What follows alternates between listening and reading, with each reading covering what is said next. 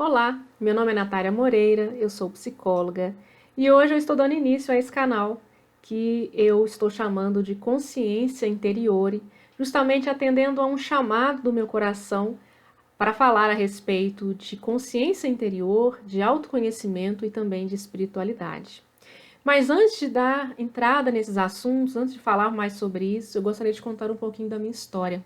Acho importante trazer isso até para dizer do lugar que eu falo, de onde eu venho, quais são as experiências que eu já tive e o que me trouxe até aqui. Bom, com certeza eu não posso pular uma etapa muito fundamental da minha vida, que foi a minha infância. E que é assim para todo mundo, né? A nossa infância é o período mais importante da nossa vida. Por que isso? Porque a infância é o chão que a gente pisa a vida inteira, né? Não sei de quem é essa frase, mas concordo muito com ela. Isso quer dizer que a nossa infância vai ser aquele período crucial para que haja construção da nossa personalidade. Então, tudo que a gente viveu ali naquele tempo vai dar sustentação ou vai fundamentar todo o restante da nossa vida. Então, é ali que nós aprendemos a nos comportar, é ali que nós aprendemos a maneira que nós devemos agir no mundo, a maneira como nós devemos nos tratar. E foi assim, né? A minha infância também.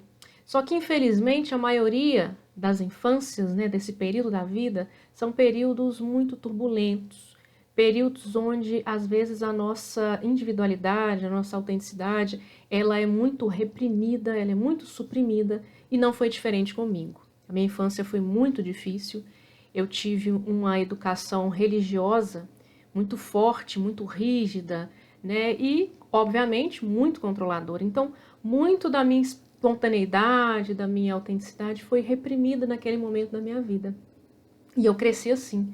Cresci me reprimindo porque foi o que eu aprendi a fazer, foi o que eu aprendi que era o certo.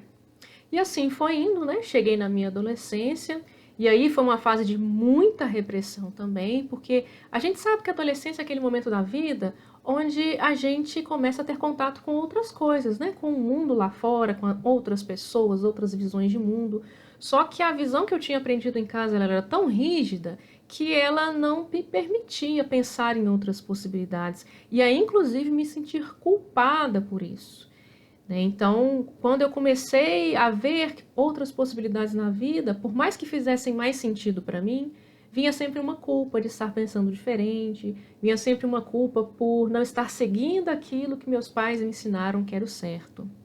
Bom, e por causa disso, eu me privei também de muitas possibilidades. Afinal de contas, ia ser muito difícil conseguir sustentar toda aquela situação, sendo que dentro de mim tinha muita culpa, tinha muita autocobrança, muita autoexigência. Então, a minha adolescência foi um período marcado por muitas dificuldades também.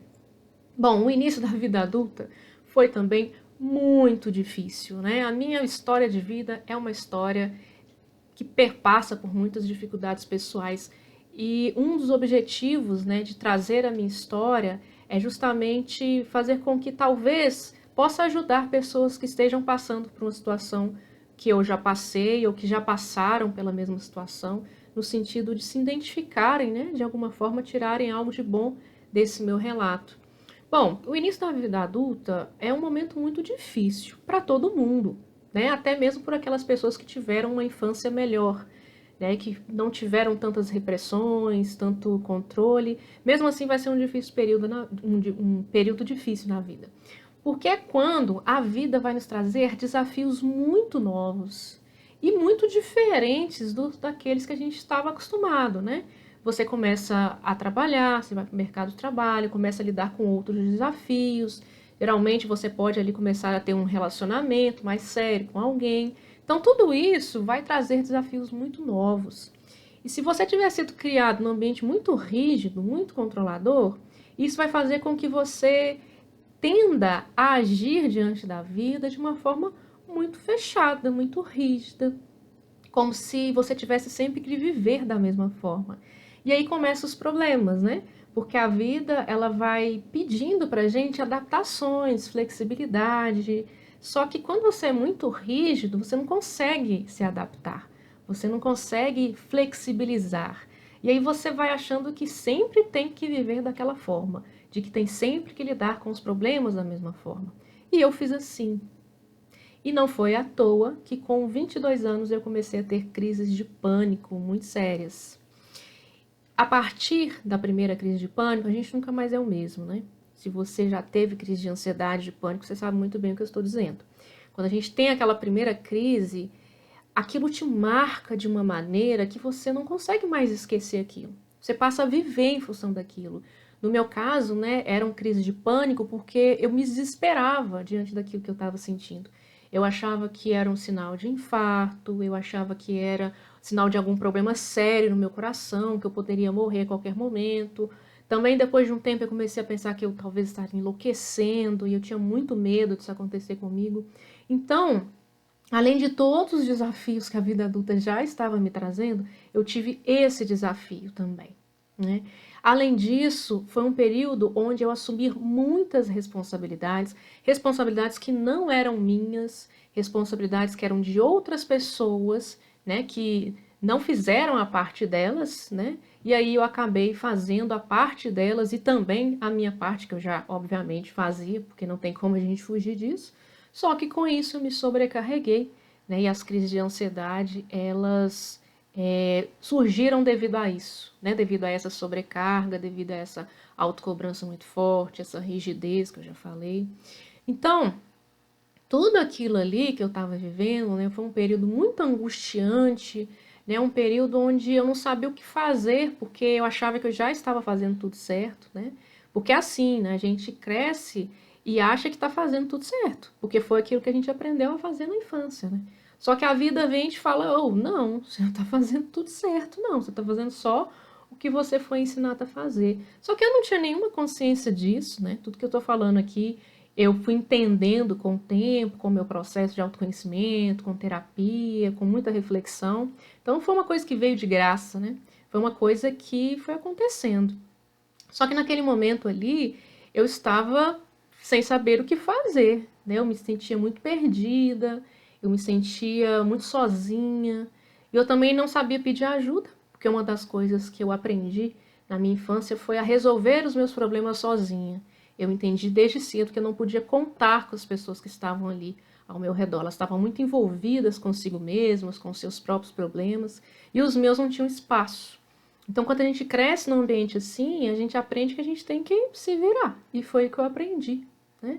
Só que aí chega um momento da vida em que a gente pode recorrer a outras pessoas, pedir ajuda para, né, pessoas que estão dispostas a te ajudar. Eu não conseguia fazer isso, eu me fechava. Eu falava sempre que estava tudo bem, mesmo que não estivesse nada bem, mesmo que eu tivesse acabado de ter uma crise de ansiedade, eu falava isso, né? Mas também não me julgo por isso. Eu falava e fazia exatamente aquilo que eu fui ensinada a fazer.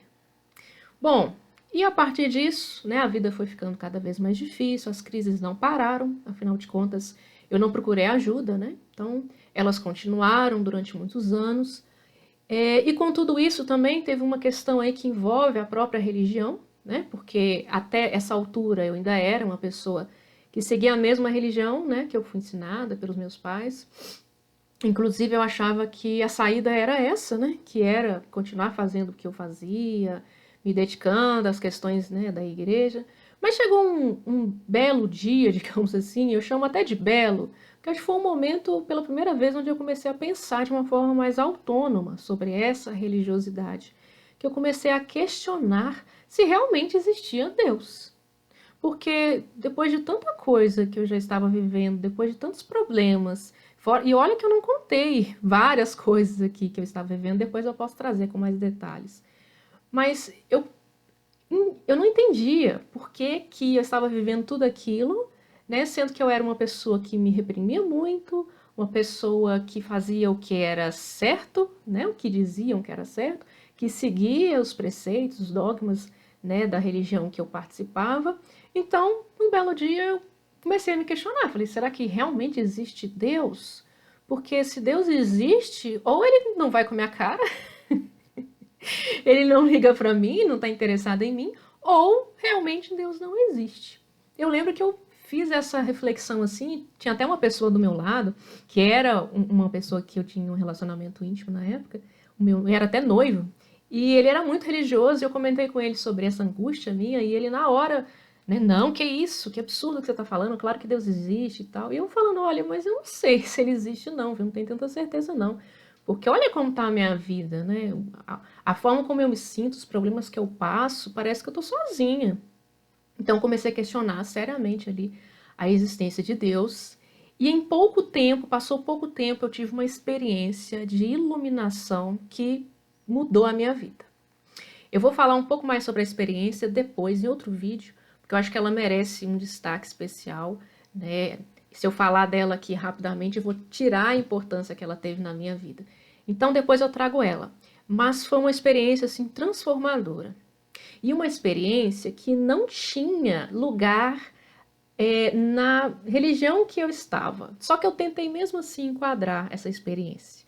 Depois vai ficar mais claro por que não tinha lugar. Porque era uma experiência muito diferente assim de tudo que eu ouvia as pessoas falarem, tudo que eu escutava. Então eu não entendia muito bem o que estava acontecendo comigo, embora eu estava me sentindo muito bem, muito feliz, mas ao mesmo tempo eu não tinha como não tentar enquadrar ela no que eu acreditava, porque é isso que a gente faz, né?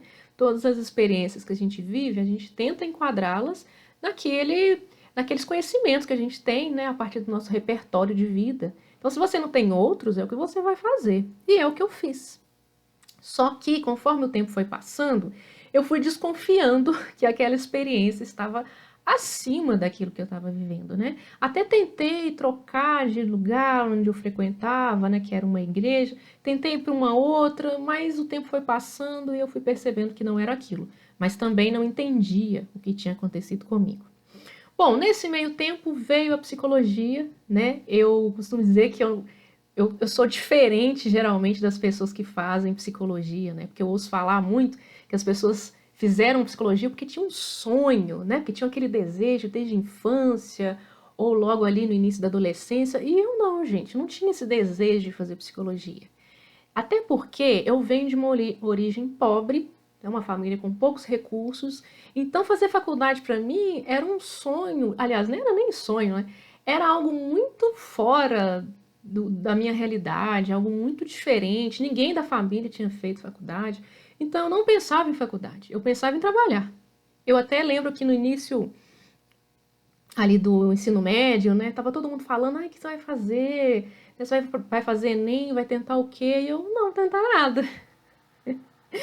Eu não vou tentar nada, porque mesmo que eu consiga, eu não vou ter dinheiro. Mesmo que eu consiga de graça a faculdade, eu não vou ter dinheiro para pagar a condução.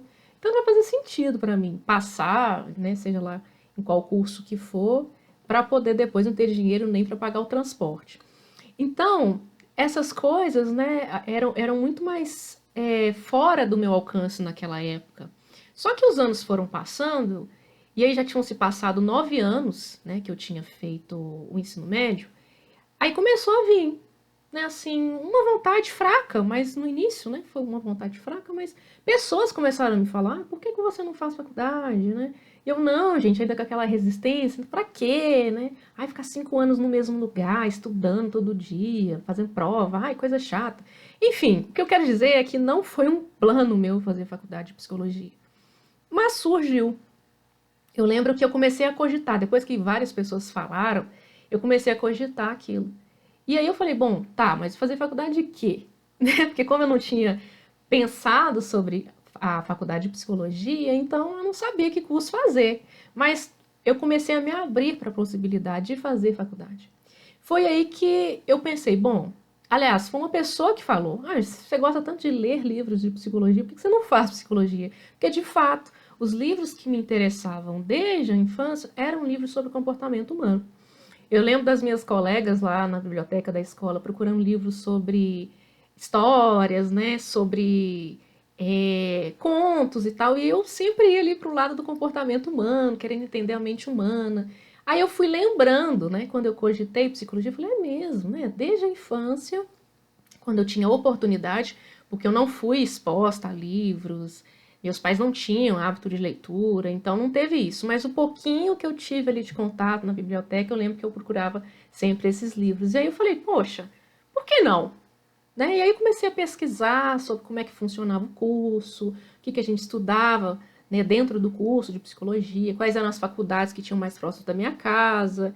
Enfim, e aí a coisa aconteceu, eu fiz vestibular, passei, mas ainda assim eu passei pagando, né? Eu ia pagar a faculdade, na verdade, em 10 anos, né?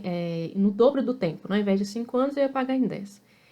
E aí aconteceram algumas coisas, né? Que depois também eu posso trazer aqui com mais detalhes, mas, né, fazendo um resumo para esse vídeo não ficar muito longo, eu acabei fazendo o Enem, que eu nunca tinha feito na vida até aquela altura, e por incrível que pareça, sem ter estudado, não me preparei para o Enem. Foi outra coisa que eu fiz assim, por fazer, não achei que ia dar em nada. E acabou que, resumindo a história, eu ganhei uma bolsa de 100% na mesma faculdade que eu já estudava. Então eu só paguei, na verdade, o primeiro ano, os outros 4 foi a bolsa do ProUni do governo. Então foi mais, né, digamos que um pezinho ali, né, um empurrãozinho da vida para eu ir para psicologia. Hoje eu tenho certeza que eu realmente precisava fazer esse curso, que ele me abriu muitas portas, principalmente para meu autoconhecimento, para o meu desenvolvimento, para coisas que eu superei, para coisas que hoje eu consigo falar de uma forma que eu percebo que tem mudança, né? Então veio através da psicologia, porque aí eu comecei a fazer minha terapia, aí eu comecei a entender algumas coisas, percebendo o quanto que eu me sobrecarregava, o quanto que eu não me priorizava, o quanto que eu estava seguindo dogmas, ensinamentos e coisas que não faziam sentido para mim, que eu aprendi, né, vindo de outras pessoas, que eu não tive a oportunidade de escolher, mas que naquele momento da minha vida já não eram mais úteis, já não faziam sentido, já eram coisas que eu poderia deixar para trás. Obviamente foi um processo, né? Não foi da noite para o dia, isso foi acontecendo, mas conforme o tempo foi passando, eu fui ficando mais verdadeira comigo mesma, mais autêntica, eu fui bancando mais as coisas. E foi um processo muito desafiador, porque os meus movimentos, né, mais autênticos, meus movimentos de falar, olha, isso não faz mais sentido para mim, isso eu não concordo, foi muito difícil dentro de casa, né? Eu ainda morava com os meus pais e eles não receberam isso bem, pelo contrário, né? Houve muitos ataques, foi uma coisa assim que eu precisei realmente batalhar, peitar mesmo para poder conseguir bancar o meu lugar, bancar as minhas escolhas, né? Então, acho que é importante trazer isso também. Eu vou falar muito sobre isso aqui no canal, né? Sobre bancar as próprias escolhas, sobre a autenticidade, sobre a sua verdade, porque é isso que faz sentido para a nossa vida, né? Não adianta nada você ficar aí fazendo o que os outros acham que você deve fazer, seguindo aí fórmulas, né, de vida de outras pessoas, porque enquanto você não encontrar a sua essência, e encontrar nossa essência é um processo que leva a vida inteira, eu estou buscando a minha essência ainda.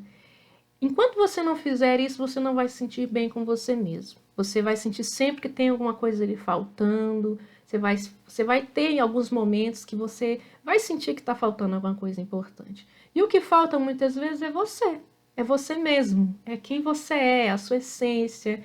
São aquelas coisas que são muito suas, aquelas coisas que para outras pessoas não pode fazer sentido nenhum, mas para você faz. E o grande ganho que eu posso dizer do meu processo de autoconhecimento, né, até esse momento, é justamente estar mais próxima da minha essência, mais próxima de quem eu sou. Isso está me fazendo ser uma pessoa cada vez mais feliz, mais realizada, cada vez mais sintonizada comigo mesma, mais feliz com quem eu realmente sou. Então é um dos propósitos também do canal aqui, de alguma forma, poder ajudar quem está em busca, né, de si mesmo, quem está em busca de um caminho mais autêntico, a se encontrar, né, porque é um caminho, né, a gente vai caminhando em busca disso, e para quem quer pagar o preço, isso acontece, né, isso vai acontecendo aos poucos, e a gente vai ficando cada vez mais a gente mesmo, e isso é muito bonito. Sou apaixonada por processos, eu adoro processos. Eu adoro acompanhar o meu processo, principalmente, mas também o de outras pessoas que às vezes chegam com autoestima baixa, duvidando de si mesmas, em relacionamentos disfuncionais, e aos poucos a gente vê a pessoa desabrochando, se encontrando, fazendo escolhas mais conscientes. Isso é muito bonito e eu sou completamente apaixonada por processos de autoconhecimento. Bom, deixa eu ver aqui se eu estou deixando de falar alguma coisa que eu planejei para esse vídeo de hoje, né? Tá um vídeo aí de 20 minutos. Bom, então assim eu já vou finalizar, né? Já falei aqui praticamente tudo que eu queria dizer. A última coisa que faltou foi sobre a criança interior. Porque como eu falei lá no início do vídeo, a gente começa a nossa vida, né, sem escolhas. A gente acaba sendo um receptáculo ali de todas aquelas crenças dos nossos pais, da visão de mundo deles, né, daquilo que eles acreditam que é o certo. Mas a gente, né, segue com essas crenças para a vida adulta, muitas vezes sem questionar sobre elas, sem refletir, às vezes ali com muita culpa, né, por pensar diferente, como foi o meu caso. E esse processo precisa acontecer, é uma cura, né? Precisa acontecer uma cura dessa criança interior que não teve escolhas, que teve que seguir ali o que foi imposto para ela, que não teve ali como ser diferente, né? Porque nenhuma criança tem capacidade de ser ela mesma, né? De ser autêntica, né? De bancar isso, na verdade. As crianças são autênticas, mas elas não têm condições de bancar o preço que isso vai custar. Porque elas precisam de outras coisas, né? Que são mais importantes na infância, que é o afeto, que é a sensação de pertencimento, né? E isso tudo, né, acaba fazendo com que a criança se adapte, seja lá qual for as condições que são impostas. Então, eu trabalho hoje com um processo de cura dessa criança, né, que é entender, né, quem essa criança é, né, quais são as questões que ela traz, as crenças que ela foi obrigada, né, a copiar, né, a acreditar através dessas vivências que ela teve ali com os pais e o quanto disso hoje impacta a vida adulta, porque sempre impacta, né, de uma forma ou de outra. A nossa crença sempre está presente. E a nossa criança é que escolhe, né? Às vezes a gente acha que é a gente que está escolhendo. Não, é a nossa criança com as escolhas que ela precisou fazer lá atrás, né? Com as crenças que ela está carregando, com as suas dores, com as suas feridas. É essa criança, né, que está no nosso inconsciente, é que está fazendo escolhas, né? É que escolhe parceiros, é que escolhe até mesmo o quanto que ela vai se expor, né? É dela que vem os medos, que vem a insegurança, que vem as fragilidades, né? Então, é extremamente importante, se a gente quer ser um adulto mais saudável, mais feliz, olhar e cuidar dessa criança, né? Então, eu adoro trabalhos de cura da criança interior, né? Porque tem um potencial de mudança na vida muito grande. Então, eu estou muito feliz por estar dando início a esse canal, né? Eu fiquei um tempo pensando, né? Tive um tempo ali para me preparar para isso, mas a gente nunca se sente 100% preparado, né? Eu não estou aqui 100% pronta, mas eu sei que do quanto eu tenho, né? O quanto eu estou pronta, já é o suficiente, né? Então é isso, agradeço a sua atenção até aqui. Se fez sentido para você, se você quer saber mais sobre esses assuntos, se você tem desejo de se conhecer mais, né? E se você até mesmo quer uma inspiração ou passou por algo parecido do que eu falei, sinta-se à vontade para se inscrever. Você será muito bem-vindo e bem-vinda. Então é isso. Obrigada e até a próxima.